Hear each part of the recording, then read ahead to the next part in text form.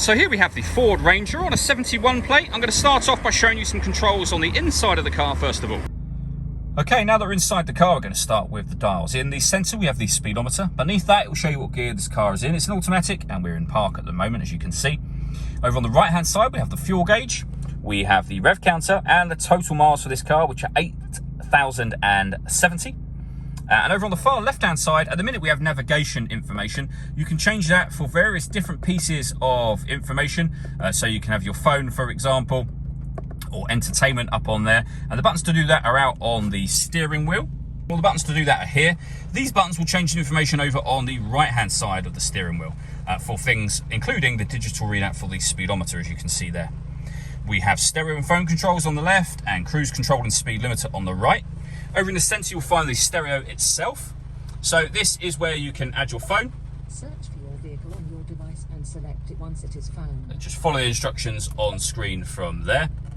We can access our audio menu, and you'll see there's a number of ways you can listen to music in this car. We have AM, FM and DAB radio, Bluetooth audio, so you can stream your music wirelessly as well as making and receiving phone calls. And we have two separate USB inputs.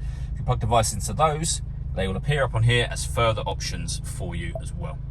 If we can go back to the home screen from here, we can also access our satellite navigation.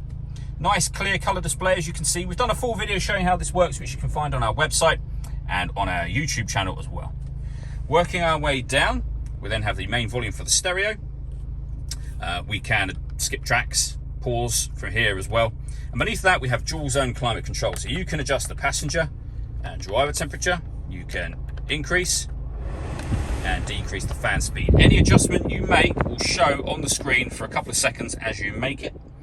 Once you're happy with all of those settings, this button turns your air conditioning off in this case, or back on again. Or you can hit auto. The car will now maintain the temperature you've asked for, which you can override. The temperature you've asked for by taking full control of the fan speed and the direction of the air for you. We've got our rear heated screen, our front heated screen, driver's heated seat with 3 heat settings, and the same for the passenger side. We have a 12-volt charging socket on either side here. The 2 USB inputs I mentioned just a moment ago. And then these buttons down here. So you can turn off the stop and start.